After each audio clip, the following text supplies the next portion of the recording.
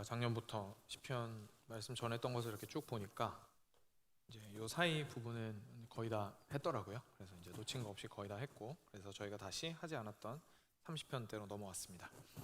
오늘은 32편입니다. 1절부터 11절인데요. 저희가 같이 교독하도록 하겠습니다. 제가 먼저 읽겠습니다. 허물의 사함을 받고 자신의 죄가 가려진 자는 복이 있도다. 마음에 간사함이 없고 여호와께 정죄를 당하지 아니하는 자는 복이 있도다. 내가 입을 열지 아니할 때에 종일 신음함으로 내 뼈가 쇠하였도다. 주의 손이 주야로 나를 누르시오니 내 진액이 빠져서 여름 가뭄에 마름같이 되었나이다.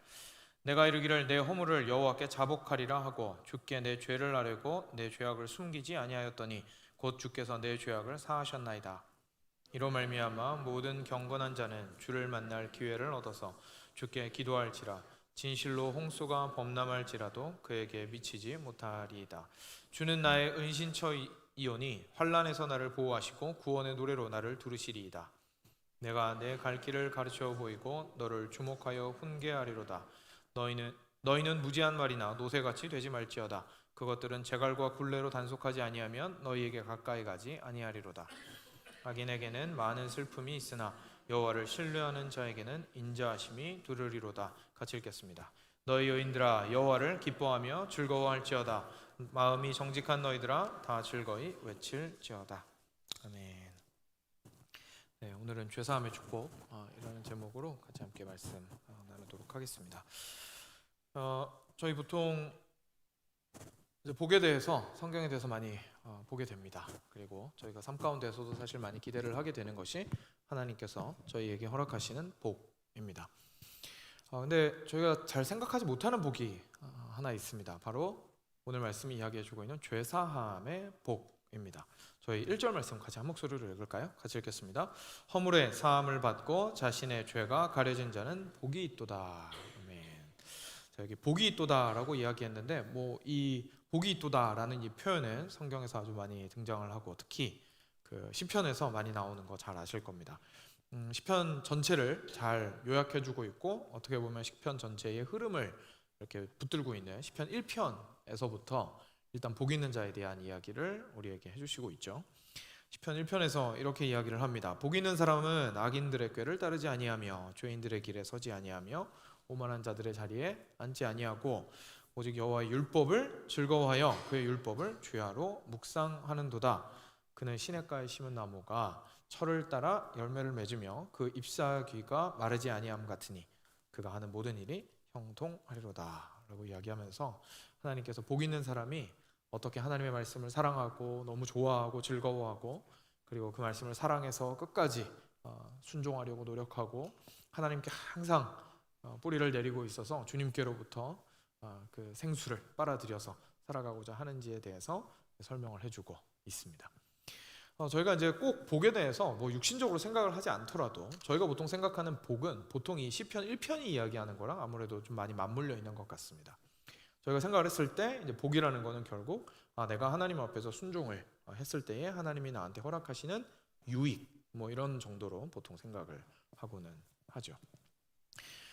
그래서 그런지 모르겠는데 저희가 보통 죄사함을 저희의 복이라고 생각하는 경우는 참 드뭅니다. 왜냐하면 한번 생각해 보시면 죄사함을 받아야 된다라는 것은 내가 죄를 지었다라는 얘기입니다. 그죠? 내가 죄를 지었다라는 얘기입니다. 죄를 지었다라는 얘기는 내가 잘못했다는 얘기입니다.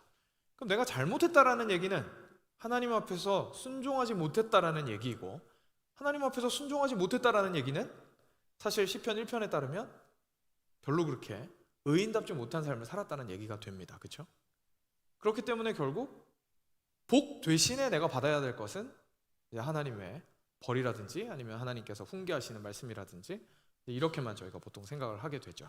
그러다 보니까 죄사함은 결국은 내가 복에서 멀어져서 얻게 되는 결과인 거지 이 죄사함 자체가 나한테 복이다라는 생각을 저는 보통 하지 못할 때가 참 많이 있는 거죠. 사실 오늘 말씀이 첫 1절부터 바로 저희들한테 빵 하고 때리고 들어가는 겁니다. 1절에서 이렇게 말을 했죠. 허물의 사함을 받고 그리고 자신의 죄가 가려진 자는 복이 있습니다 라고 고백을 합니다. 그가 지은 죄를 하나님 앞에서 용서를 받고 네가 비록 죄를 지었으나 그 죄가 되었도다라고 하나님한테 선언을 듣고, 그리고 또 자신의 죄가 너무너무 추악하고 더럽고 부끄럽고 수치스러운데 그것을 하나님께서 이렇게 가려주시는 것을 얻은 자는 그것보다 참 복된 사람이 없습니다 라고 고백하는 것을 오늘 시편 기자가 이야기하고 있고 저희들이 발견하게 되는 거죠. 여기서부터 저희가 굉장히 중요한 사실 하나를 깨닫게 됩니다. 지금 시편 1편이 말하고 있는 복 있는 사람이랑 여기서 말하고 있는 복 있는 사람이랑 똑같습니다. 그렇죠? 둘 다 복 있는 사람입니다. 근데 두 개를 같이 놓고 생각을 해보면 저희가 한 가지를 깨닫게 되는 거죠. 시편 1편이 이야기하는 복 있는 사람은 악인의 길을 따르지 않는 의인이었습니다. 그죠? 의인이었습니다. 근데 지금 시편 32편이 얘기하는 복 있는 사람은 죄를 지었으나 하나님께 용서를 받은 사람입니다. 이 두 개를 같이 생각해 보면 한 가지 저희가 전제를 발견하게 됩니다. 뭐냐면 의인이라고 해서 죄를 안 짓는 건 아니란 얘기입니다. 의인이라고 해서 죄를 안 짓는 건 아니란 얘기입니다. 성경이 의인에 대해서 이야기할 때 죄 안 짓는 사람이라는 뜻이 아닌 거죠. 의인이라고 말을 시편 1편에서 했지만 그 의인이 지금 32편에서는 죄를 지었으나 사함을 받은 자이기 때문에 그렇습니다. 그런데 저희들 자신을 생각해 보았을 때에 저희는 보통 의인이라는 개념 자체를 내가 죄를 지었냐 안 지었느냐로 이제 자꾸 이렇게 왔다 갔다 할 때가 참 많이 있죠. 내가 죄를 많이 지으면 그것 때문에 내가 하나님 앞에서 의인이 아니다라고 생각을 하게 되고, 반대로 죄를 짓지 않았을 때는 이제 내가 그래도 의인의 길 위에 서 있다라고 쉽게 생각을 하고는 합니다. 그런데 성경은 조금 다른 관점을 저희들에게 보여주고 있는 것이죠. 그리고 나서 2절입니다. 저 2절 말씀도 같이 한 목소리로 보겠습니다. 같이 읽겠습니다. 마음에 간사함이 없고 여호와께 정죄를 당하지 아니하는 자는 복이 있도다라고 이야기합니다. 지금 여기서 보면은 또 다른 복이 있다라고 말하는 사람의 모습을 우리한테 보여주고 있는데, 이 사람은 마음에 간사함이 없어요. 마음에 간사함이 없습니다. 그러면은 여기서 사실 저희가 또 질문이 생겨요. 목사님 방금 의인은 죄가 없는 사람이 아니라고 했는데, 죄를 지을 수도 있다고 했는데 갑자기 또 2절에서는 뭐라고 나옵니까? 간사함이 없다고 나오잖아요. 그죠? 간사함이 없다고 나오잖아요. 그러니까 완전히 깨끗한 사람을 설명하는 것처럼 보이잖아요. 그러니까 이게 좀 안 맞는 것처럼 느껴질 수가 있습니다. 그렇지가 않습니다. 왜냐하면 이 간사함이 없다라는 뜻이 사실은 우리에게 설명해주는 중요한 진리가 있기 때문에 그렇습니다. 간사함이 없다는 건 그 마음이 완벽하다는 얘기가 아닙니다. 그 마음이 완벽하다라는 얘기가 아닙니다. 오점이 없고 흠이 없고 아무것도 잘못이 없다라는 뜻이 아닙니다. 간사함이 없다라는 뜻은 마음이 온전하여서 한 방향으로 계속 향하고 있다라는 뜻입니다. 그래서 간사함이 없는 사람은 지속적으로 누구만을 바랍니까? 하나님만을 바라게 되는 거죠. 이 사람이 죄가 있다라는 건 무슨 뜻이에요? 마음은 하나님을 지속적으로 향할 수는 있지만 죄를 지을 수도 있는 본성을 가진 연약한 인간이라는 뜻입니다. 그래서 오늘 이 시편 말씀을 통해서는 도대체 이게 무슨 모습인 건지, 그죠? 그러니까 하나님 안에서 간사하지 않은 사람, 온전한 마음을 품고 하나님을 지속적으로 향하고는 있으나 때로 죄를 지을 수도 있는 이 상태가 도대체 무엇인지에 대해서 저희가 조금 살펴보도록 하겠습니다. 오늘 말씀이 잘 보여주고 있거든요. 오늘 말씀이 재미있게도 그 죄에 대해서 먼저 저희들한테 설명을 해줘요. 그래서 그 죄가 각기 서로 다른 세 가지 단어로 표현이 되어 있는데, 이 세 가지 단어가 죄가 무엇인지를 조금 더 구체적으로 저희들한테 이야기를 해줍니다. 그리고 이 세 가지를 저희가 알고 나면 내가 이렇게 간사하지 않은 자임에도 불구하고 죄 가운데 있을 수 있구나 라는 사실을 조금 실마리를 찾으실 수 있을 겁니다. 먼저 여기서 1절 말씀에 이제 두 가지 표현이 다 나오는데요. 1절 말씀에 여기 보시면 허물의 사함을 받고 라는 표현이 나옵니다. 그죠? 허물의 사함을 받고. 여기서 이제 허물이라는 표현이 오늘 등장하는 첫 번째 죄를 이야기해 주는 표현입니다. 허물이라는 건데요. 이 허물은 히브리어 원어에서 보면 이건 주로 무엇을 의미하는 거냐면 하나님을 향한 반역하는 마음 또는 태도를 의미합니다. 하나님을 향해서 반역하는 마음이나 태도를 의미합니다. 그러니까 무슨 말이냐면 이런 거죠. 하나님께서 왕이십니다. 그렇죠? 하나님께서는 왕이시고 하나님께서 당신의 뜻으로 이 온 땅을 다스리십니다. 우리 삶을 다스리십니다. 그런데 우리가 하나님을 향해서 하나님께서 내 삶을 다스리시는 것이 마음에 들지 않습니다. 도대체 왜 내가 하나님을 따라야 하고 도대체 내가 왜 하나님을 왕으로 모셔야 합니까? 라는 마음이 생깁니다. 이게 우리가 죄를 지을 때 굉장히 복합적인 여러 가지 생각들과 감정들과 그리고 마음의 상태가 함께 일어나거든요. 그래서 우리가 죄를 생각할 때 그냥 단지 하나님의 말씀에 불순종한 것만 생각하기가 쉬운데, 쉽게 말해서 하나님께서 도둑질하지 말라 그랬어요. 근데 도둑질을 했어요. 살인하지 말라 그랬어요. 근데 살인을 했어요. 하나님께서 내 이웃을 내 몸과 같이 사랑하라고 하셨어요. 근데 내 이웃을 내 몸과 같이 사랑하지 못했어요. 그러니까 하나님께서 하라고 하신 거를 내가 다 지키지 못한 거, 그 행동의 측면에서만 저희가 보통 생각하기 쉬운데, 하나님이 죄에 대해서 이야기하실 때 제일 첫 번째로, 야, 진짜 문제가 뭐냐면 너가 그렇게 해가지고 너가 지금 무슨 모습을 보인 거냐면 나한테 반역한 것이다 라는 이야기를 지금 하고 계신 겁니다. 그게 일단 저희가 가지고 있는 죄의 첫 번째 모습입니다. 사랑하는 여러분, 저희가 무슨 죄를 짓든지 간에요, 사실 그 뒤편에는 하나님을 향한 반역하고자 하는 마음이 숨어 있습니다. 이거는 구원을 받았다고 해서 없어지는 게 아닙니다. 저희가 죄의 본성을, 죄악된 본성을 가지고 있다는 사실 자체가 언제든지 하나님을 거역하고자 하는 마음을 품고 살아간다는 뜻입니다. 그래서 저희는 그걸 인정하고 싶지 않을 수 있어요. 저희는 거역, 반역 너무 거창하고 너무 엄청난 단어잖아요. 그래서 하나님을 어떻게 보면 배신한다라는 뜻인데, 반역하고 하나님께 등을 돌린다라는 뜻인데, 그렇게까지는 아닌 것 같다고 생각을 한단 말이죠. 근데 뭐 생각하시는 게 맞을 수도 있습니다. 그러니까 그 정도까지 강한 생각을 하지 않을 수는 있어요. 근데 그 겉으로 드러날 때 별로 그렇게 강하지 않게 보이는 그 생각의 뿌리가 어디에서 출발했냐는 겁니다. 저 밑에 뿌리에는 사실은 하나님을 향해 거역하거나 반역하고자 하는 곳에서 출발했다라는 것이죠. 그래서 지금 겉으로 볼 때는 그게 조금만 문제가 있는 걸 수도 있어요. 근데 이거 그냥 내버려 두잖아요. 내버려 두면 결국 어떻게 되냐면 무럭무럭 자라서 열매를 맺게 됩니다. 그 열매가 뭐냐면 대놓고 하나님을 거역하고 반역하는 게 되는 거죠. 그래서 지금 있는 행동의 수준을 가지고 얘기를 하는 게 아닌 거예요.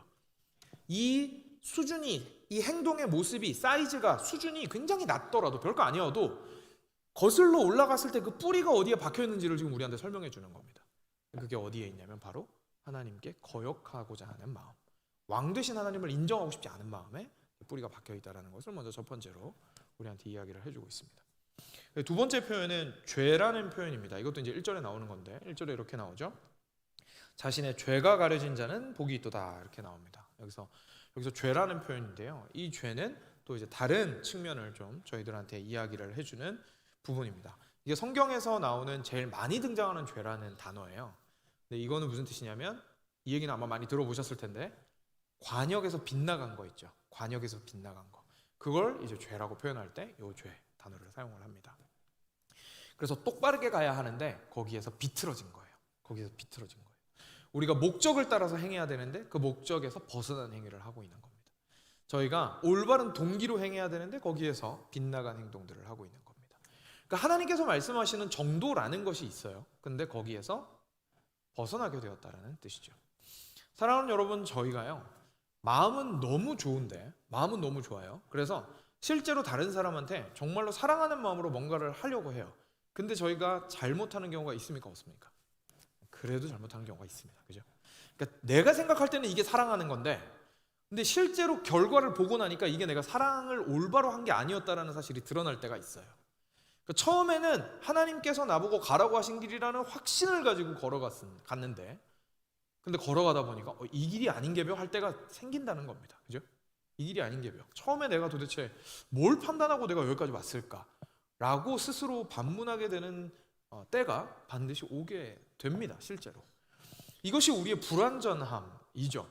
우리가 자동차를 운전을 할 때 차선 안에서 똑바로 맞춰가지고 운전하는 것이 사실 건강하고 아무 문제가 없고, 눈이랑 발이랑 손이랑 다 멀쩡한 사람, 그리고 밸런스 감각과 모든 게 문제가 없는 사람한테는 별로 어렵지가 않지만, 이게 조금만 문제가 생겨도 이게 다른 곳으로 어텐션이 가서 핸들이 다른 쪽으로 꺾인다든지, 약간의 각도가 틀어졌는데 그냥 내버려두고 딴짓하다가 글로 간다든지, 방향 감각이나 밸런스 감각이 무너져서 자기는 똑바로 가고 있다고 생각하는데 엉뚱한 길로 가고 있다든지 하는 것이 가능한 것을 다들 아십니다. 그죠?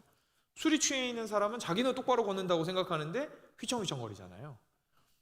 그런 거죠. 저희들의 인생을 살아가는 것이 마치 술 취한 사람 같은 겁니다.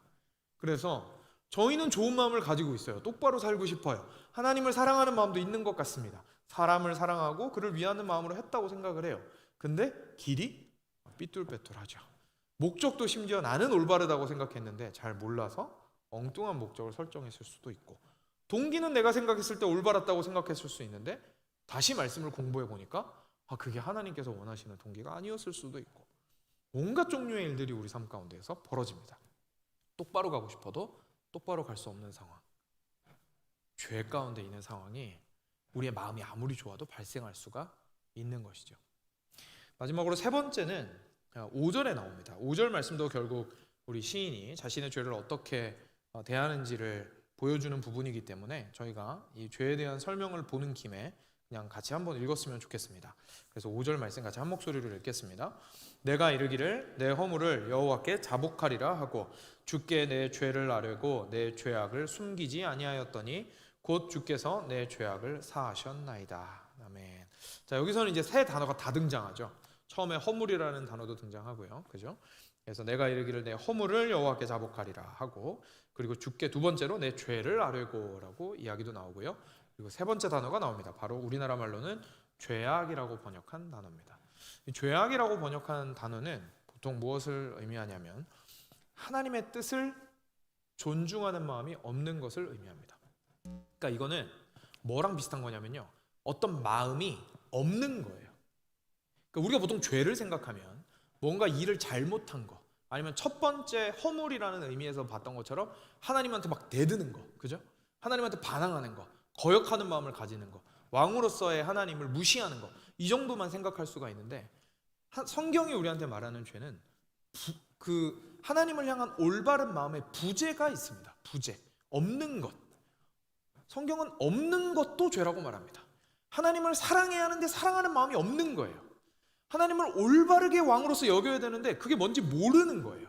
그리고 그것이, 하나님이 왕이라는 것이 나에게 어떻게 다가와야 하고 여겨져야 하는지에 대해서 끝까지 머뭇거리고 있는 그 마음을 가지고 성경은 우리에게 죄라고 이야기하는 것이죠. 여기에서부터 사실 자유롭기는 쉽지가 않습니다. 항상 하나님을 향해서 사랑하고 일관되게 하나님만을 바라고 모든 일의 선택과 생각 속에서, 그리고 일을 해나가는 가운데에서 휘청거리지 않는 것이 어려울 뿐만 아니라 올바르고 적극적인 마음을 지속적으로 가지고 있는 것 자체가 우리한테는 사실상 불가능합니다. 사실상 불가능합니다. 그래서 우리가 올바르게 하나님 앞에서 하나님을 너무 사랑한다고 말을 할지라도 우리의 마음이 허물과 죄와 그리고 죄악으로 얼마든지 물들릴 수 있다는 사실을 오늘 말씀을 통해서 깨닫게 됩니다. 마침 저희가 좋은 예를 새벽 예배 가운데서 본 바가 하나 있습니다. 요즘 엘리야 관련해서 계속해서 많이 묵상을 해왔었는데, 엘리야가 최근에 갈멜산에서 850명이나 되는 바알 그리고 아세라 신을 섬기는 그 선지자들과 한판 대격돌을 일으켰습니다. 그렇죠? 그래서 큰 결투를 벌였는데, 그 전에 이스라엘 백성들도 이제 관중으로 다 모은 거예요. 왜냐하면 누가 진짜 하나님인지 봐야 되니까. 근데 그때 이스라엘 백성들 한테만 가서 조용히 그들한테만 했던 얘기가 있었습니다. 엘리야가 이렇게 얘기했습니다. 열왕기상 18장 21절에서 엘리야가 모든 백성에게 가까이 나아가 이르되 너희가 어느 때까지 둘 사이에서 머뭇하려느냐. 여호와가 만일 하나님이면 그를 따르고 바알이 만일 하나님이면 그를 따를지니라 하니 백성이 말 한마디도 대답하지 아니하는지라 라고 이야기합니다. 머뭇하는 것, 그리고 언제까지 머뭇하느냐라고 반문한 것에 대해서도 심지어 침묵을 지키는 이스라엘 백성들의 그 태도, 그들은 적극적으로 뭔가를 선택하진 않았지만 하나님을 선택하지 않음으로써 하나님을 사실상 반역한 것이 되었던 겁니다. 그래서 그 자리에서 누가 진짜 왕인지에 대해서 명확하게 자신의 마음에 결단을 내리지 않고 여기가 안전하다라고 생각되는 곳에서 숨어 있었던 거예요, 이 사람들은. 그 머뭇거리면 결국은 회색지대입니다. 그렇죠? 우리가 누군가가 물어보았을 때 조금 부담스러운 일들을 거절할 때 가장 좋은 게 좀만 더 생각해보고잖아요. 그죠? 좀만 더 생각해보고. 그 말이 잘못됐다는 건 아닙니다. 실제로 저희가 심사숙고해서 결정을 해야죠. 그런데 저희 마음을 이제 얘기를 하는 거죠. 저의 마음이 정말로 이게 진짜 내가 좀 더 생각이 필요해서 그런 게 아니라 하나님 앞에서 정말 중요하게 이게 하나님의 뜻을 따라서 가야 하는 길일 때에 이미 무엇이 옳은지 명확하게 알고 있는데 그냥 계속 생각 좀 더 해보고 라고 말하고 있는 건 사실 결국은 하나님을 왕으로 인정하고 그 길로 가는 것을 선택하지 않은 것입니다. 그래서 지금 내가 있는 그 안전지대는 내가 생각했을 때 안전지대죠.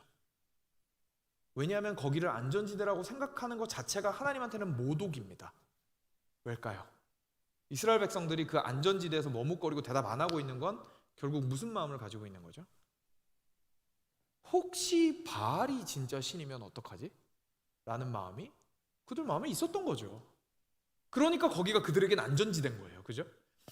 그 결정하지 않고 그 회색지대에 자기들이 숨어 있을 때 여기가 안전하다 라고 생각하는 이유는 하나님이 선택하면 바알이 혹시나 진짜 신이면 얘가 화내면 어떡하지? 이렇게 되는 거잖아요. 이런 생각을 품고 있다는 사실 자체가 하나님께는 엄청난 모독인 겁니다.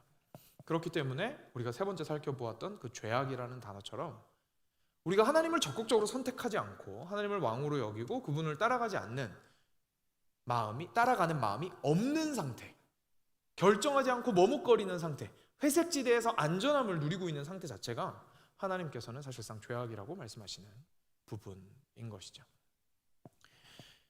여기까지 저희가 죄에 대해서 오늘 시편 말씀이 이야기해주는 세 가지 좀 특성들에 대해서 살펴보고 나면 앞서 말씀드린 것처럼 저희 자신을 돌이켜 보았을 때 한 가지 깨닫게 되는 겁니다. 내가 그리스도인이라는 것 자체는 사실 의심하지 않을 수 있을 것 같아요. 그래도 나는 하나님의 백성이라는 사실, 하나님의 자녀라는 사실에 대한 확신이 있어요. 그리고 만약에 의인이라는 것이 그런 의미라면 나는 의인 맞습니다. 그렇죠? 나는 의인 맞습니다. 그런데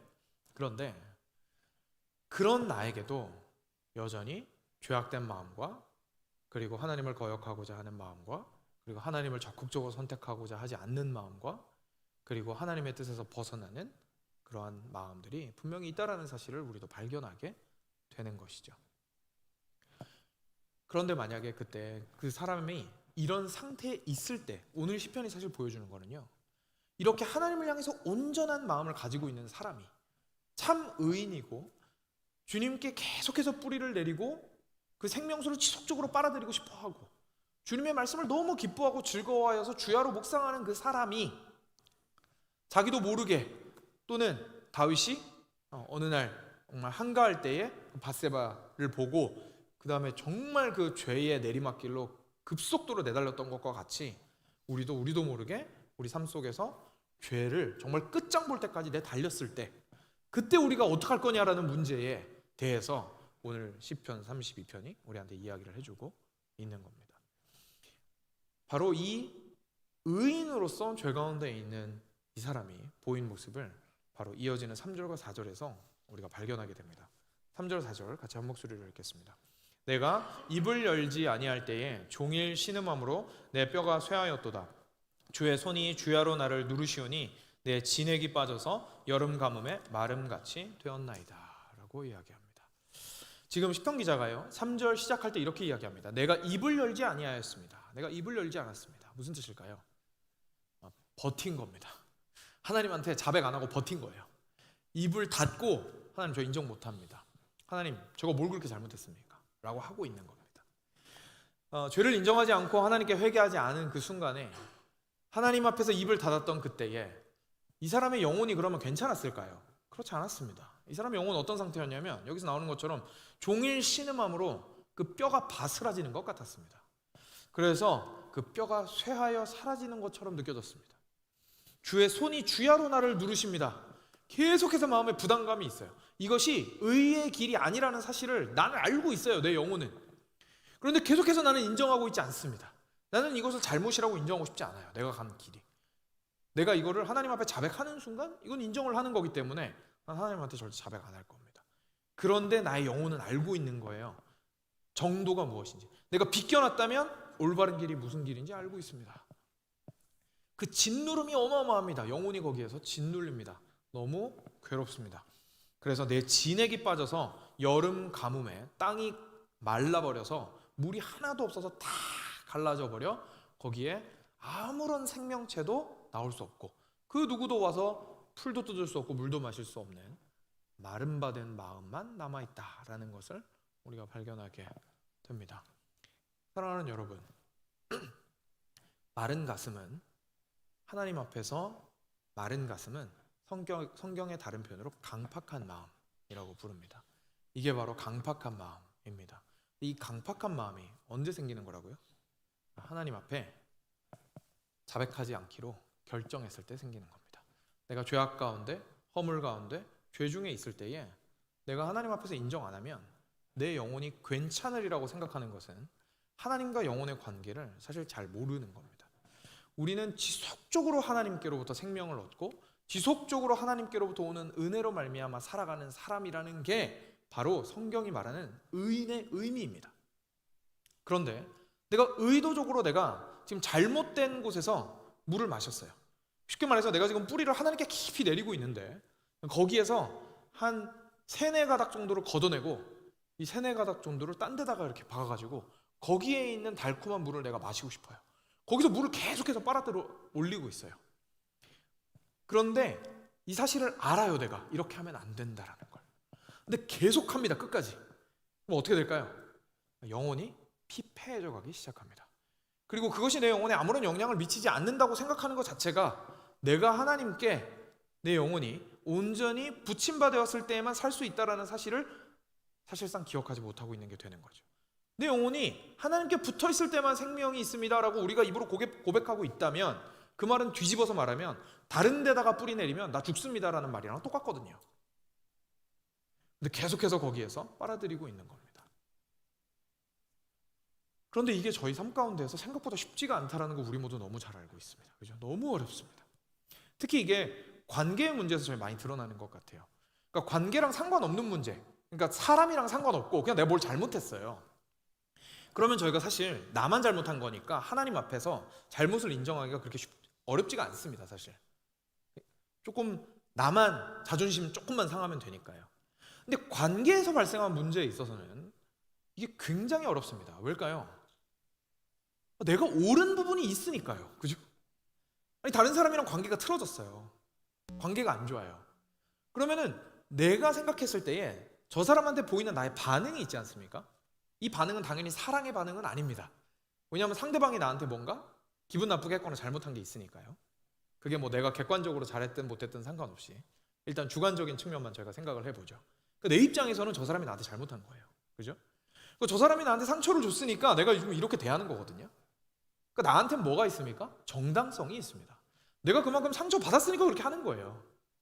근데 여러분 이 상황에서 하나님께서 회개하라고 하세요. 그러면 뭐 하라는 얘기예요?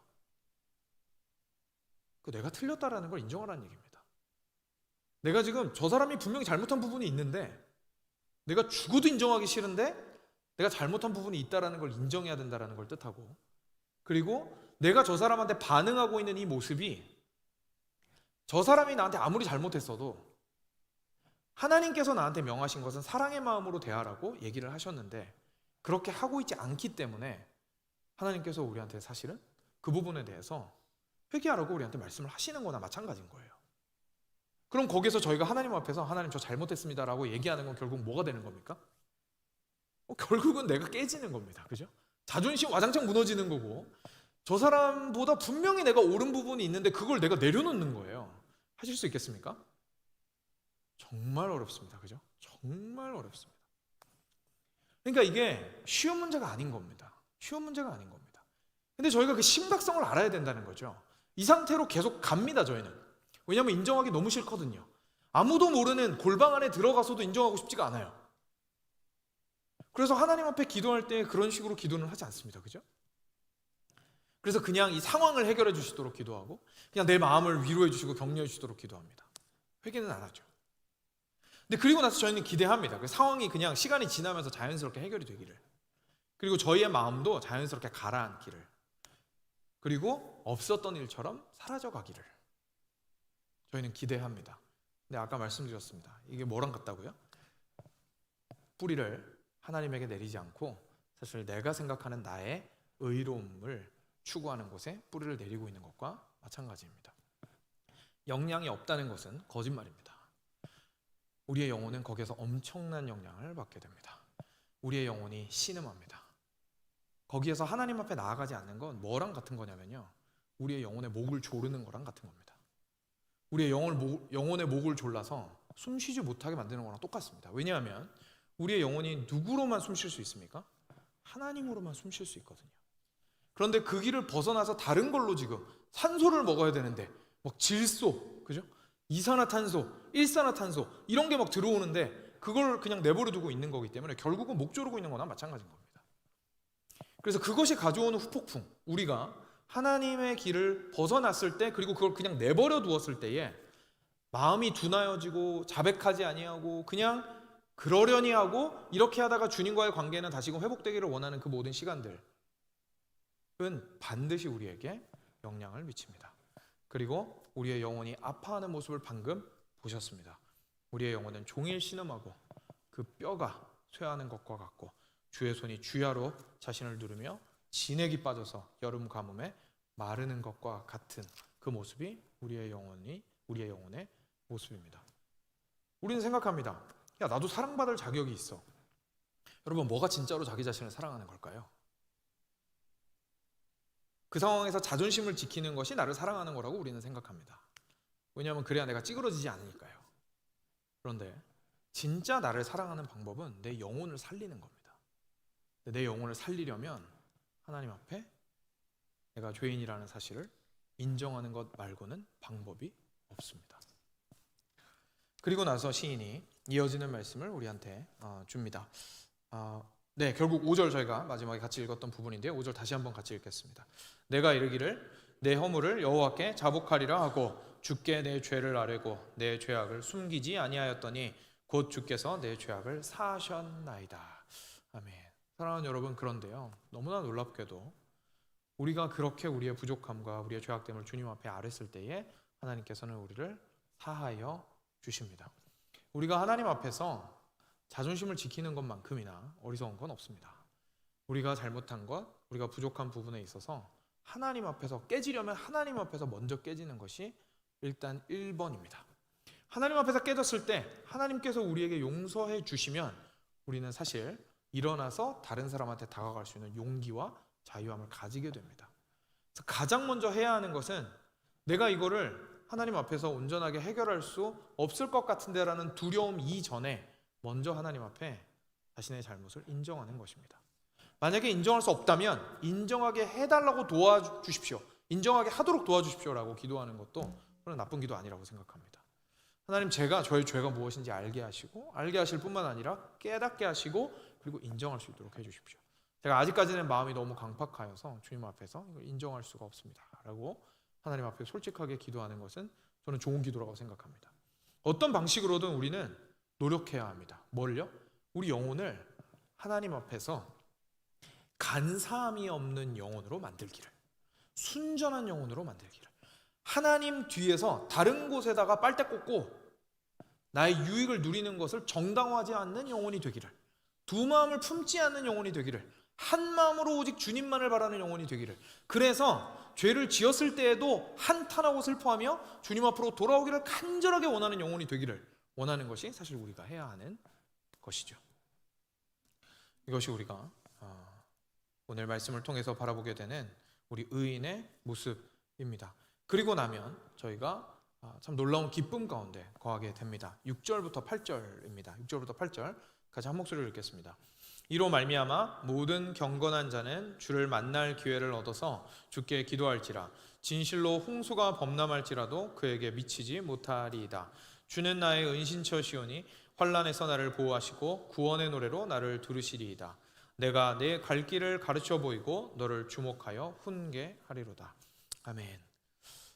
여러분, 무슨 말입니까? 그러니까 결국 하나님 앞에 죄를 있는 그대로 들고 나갔을 때 주님의 용서함을 받은 이 사람은 하나님과의 관계가 다시금 회복된다라는 얘기입니다. 하나님과의 관계가 온전히 회복되는 순간 이 사람이 누릴 수 있는 건 너무나 엄청납니다. 이제 하나님께서 나를 보호해 주신다라는 확신 가운데 있을 수 있습니다. 하나님께서 나와 함께 하시고 나를 가르치시고 나를 인도하신다라는 확신 가운데에 내가 거할 수가 있습니다. 그리고 나서 제가 11절 말씀 읽고 나서 제가 조금 더 설명을 드리겠습니다. 11절 말씀 같이 한 목소리로 읽겠습니다. 너희 의인들아 여호와를 기뻐하며 즐거워할지어다. 마음이 정직한 너희들아 다 즐거이 외칠지어다. 아멘.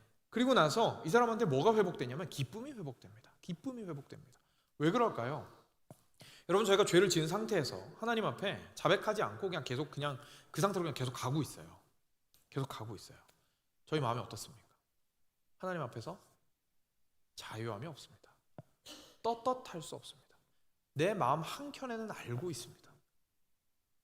하나님은 자비로우시고 하나님은 은혜가 풍성하시다라는 막 내가 백날 외쳐봐야 100% 믿을 수가 없습니다. 아, 진짜 내가 이런 모습을 여기 이렇게 가지고 있는데 하나님이 정말 나한테 은혜를 주실까? 정말 나한테 하나님께서 나와 함께 하실까? 진짜 지금 내가 하는 이 기도 하나님이 들어주실까? 라는 불안함에 저희는 휩싸일 수밖에 없습니다. 하나님 앞에 떳떳하게 나아갈 수 있을까요? 떳떳하게 나아갈 수 없습니다. 담대하게 하나님의 보좌 앞에 나아가기 굉장히 힘들어집니다. 그래서 하나님의 보호하심을 저희가 믿는다라는 것은요, 사실 하나님 앞에서 저희가 자유하다라는 뜻입니다. 하나님은 정말로 나를 사랑하시고 나를 받아주십니다.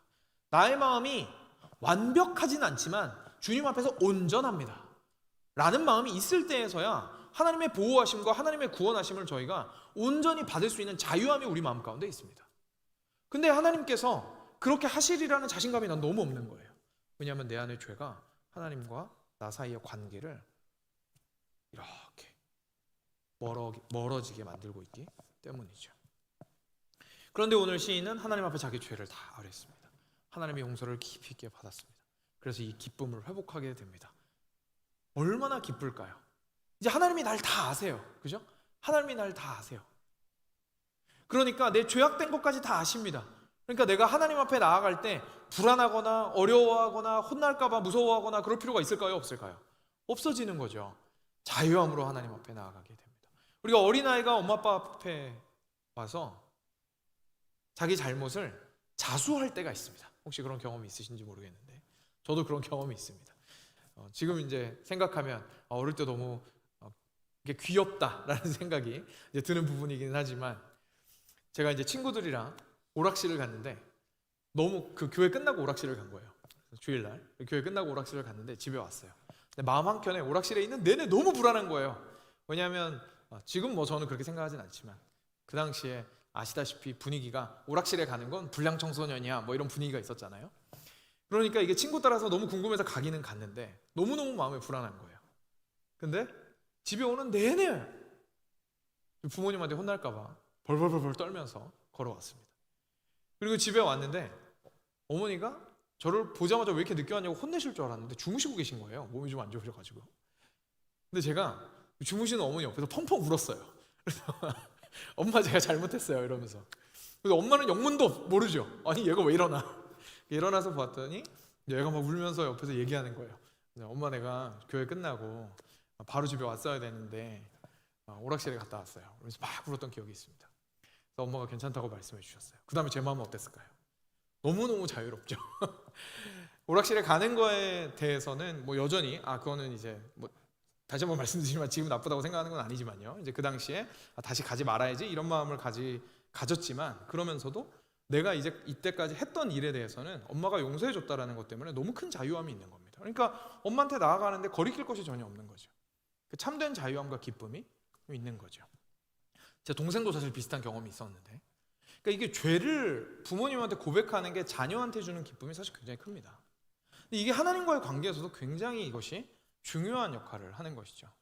그래서 오늘 시인은 어린아이와 같이 지금 기뻐하고 있는 거예요. 처음에는 어땠다고요? 입 다물고 얘기 안 했습니다. 하나님 저도 자존심이 있는데 라고 얘기했다는 겁니다. 근데 영혼이 괴로워서 견딜 수가 없는 거예요. 그래서 하나님 앞에 나아갔습니다. 참된 용서함을 얻었을 때 참된 자유함을 얻었고 거기에서 빼앗길 수 없는 기쁨을 얻었습니다. 사랑하는 여러분, 이것이 저희가 십자가 앞에 나아갔을 때 경험하는 것이고 경험해야 하는 것입니다.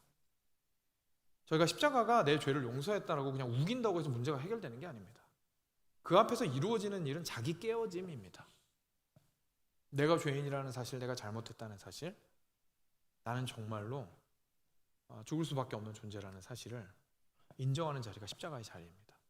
근데 그랬을 때에 그 흉측한 십자가가 오늘 다윗이 경험했던 것처럼 나의 구원으로 다가오게 됩니다. 세상에 이런 나를 위해서 저렇게 죽으셨다고? 저렇게까지 희생하셨다고? 라는 것이 다가오게 됩니다. 그리고 거기에서 누리는 하나님의 놀라운 그 구원의 사랑으로 말미암아 내가 얻을 수 있는 기쁨은 그 다음에 오는 그 어떤 기쁨과도 바꿀 수 없는 것입니다. 하나님 앞에 깊이 있는 회개 가운데에 들어갔을 때에 너무나 많은 눈물을 흘려서 더 이상 흘릴 눈물도 없이 주님 앞에 회개하였을 때에 그 기도의 끝에 마치 하나님께서 저를 깊이 있게 안아주시면서 아들아 내가 너를 사랑한다, 내가 너를 용서하노라 라고 말씀하시는 것 같았던 그때를 저는 잊을 수가 없습니다. 그런데 그 경험은 반드시 우리의 회개를 필요로 합니다. 회개가 없이는 죄사함은 없기 때문이죠. 사랑하는 여러분, 그렇기 때문에 죄사함은 복입니다. 죄사함은 복입니다. 우리가 회개하러 나아가는 그 자리는 참 아플 수 있습니다. 그러나 하나님의 용서를 얻게 된다면 그 깨어짐은 충분히 가치가 있습니다. 그리고 그랬을 때 우리의 마음은 참 간사함이 없는 마음으로 아까 찬양하였던 것처럼 정금과 같이 단련되어져 가는 과정을 겪게 됩니다. 그래서 거기에서 우리의 마음이 지속적으로 하나님을 향하게 됩니다. 자꾸 우리가 비상금 마련하고 딴 데다가 빨대 꽂고 있고 하는 것이 아니라 온전하고 순전하게 하나님에게 모든 집중력을 동원하는 것이 가능해지게 됩니다. 왜냐하면 그분께만 참된 생명과 기쁨이 있다는 사실을 알게 되었기 때문입니다. 이것이 오늘 시인이 우리에게 말해주는 죄사함의 복입니다. 사랑하는 여러분, 우리의 삶을 진지하게 돌이켜보기를 원합니다. 우리 삶 가운데에서 죄가 있다면 그 자리는 곧 그리스도의 십자가를 새롭게 볼 수 있는 자리입니다. 그러나 그 죄를 끝까지 붙들고 버티고 있다면 우리는 절대로 온전한 의미의 십자가를 만날 수 없을 겁니다.